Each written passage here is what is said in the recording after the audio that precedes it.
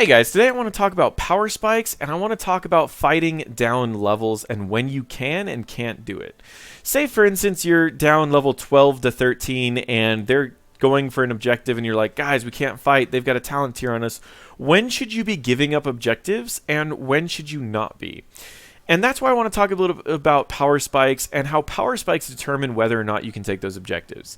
Let's start off for a little bit and talk about what a power spike is. A power spike is when someone reaches a certain point, a certain level, where they can do damage much higher than they were able to do. Or maybe a talent tier that makes it to where they're so tanky after that point.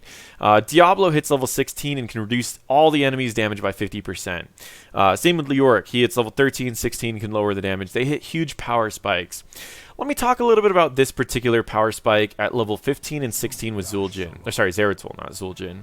I'm going to use my Q 3 times, which is over the course of 12 seconds, and we're going to talk about the damage I can do in 12 seconds to 4 different targets. So, just to give you a quick idea, I'm not doing any cooldown reductions, I'm not using any other abilities other than Qs and auto attacks over the course of 12 seconds, and then I'm going to stop after 12 seconds. So that is 12 seconds. It comes out to be about 9,500 damage. Now, what if I was level 16? Normally, when you gain a level, you only get about 4% more damage. So we're going the same exact build that I was going before. Except for at this level, I'm going to be getting one more talent. So let's talk about this talent, and let's talk about how much more damage I add to the team fight at level 16 as opposed to level 15.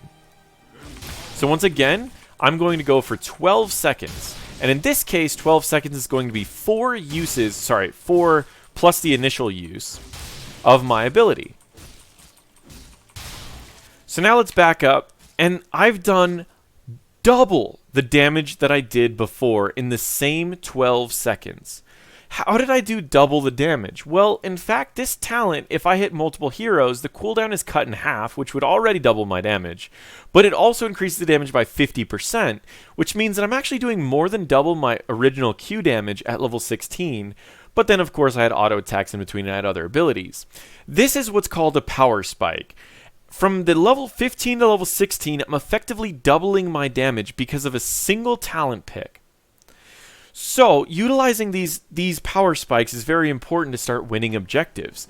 A lot of times when I'm playing a game, I'll be asking my team, if we start losing, say we lose like a team fight, I look at the team and I go, was it an awkward team fight or do we lose team fights? And if we lose a second team fight, that's when I ask my team, okay, at what level do we win team fights? If you've got a Zeratul on your team, you're going to have a much higher chance of winning a team fight at 16 rather than 15. And that's because it's such a large power spike for him. You can look at the different power spikes by looking at the different talents of the people on your teams.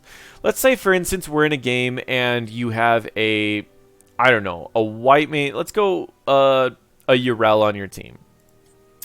We know some of the power spikes for Yrel is when she can get the resets of her E, as well as when she can get the bonus damage of Holy Wrath or Divine Fate, or Templar's Verdict. But neither of those are as strong as a power spike as Zeratul, which is why in some cases it's better to fight down a talent if you don't feel like you're ever going to hit a point that is going to make it better. Or if maybe the level 13 talent, say you're fighting levels 12 to 13, and you're against someone like, I don't know, a Chromie, I don't know what her talents are, and Chromie's also a bad example. Let's go Greymane. Let's say Greymane's level 13 talents aren't that good. The extra movement speed's nice, but the fights tend to happen really fast, and that extra movement speed wouldn't get a lot of value. You could look at the enemy team and go, you know what, their level 13 talents aren't that strong. We can fight down a talent that's perfectly fine. The biggest power spikes in the game are level 10, 16, and 20. On almost every hero in the game, level 10, 16, and 20 are the biggest power spikes. There are exceptions. What are the exceptions? Chromie has a big power spike at level 8, while Varian has a big power spike at level 4.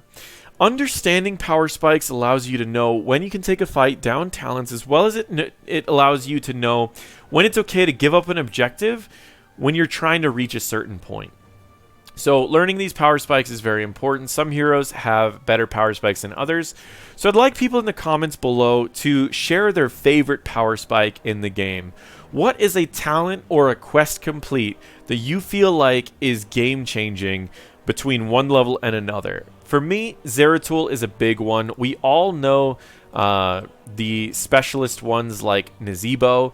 When he hits level 20, that talent is one of the largest power spikes in the entire game. But I want to know in the comments below, what are your favorite power spikes? Let's get some people informed.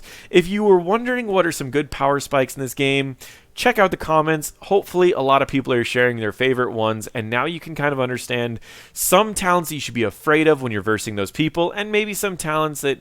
Actually, you know what? Let's add to this. What do you think is the best power spike in the game? And what do you think are some of the worst talents on good talent tiers?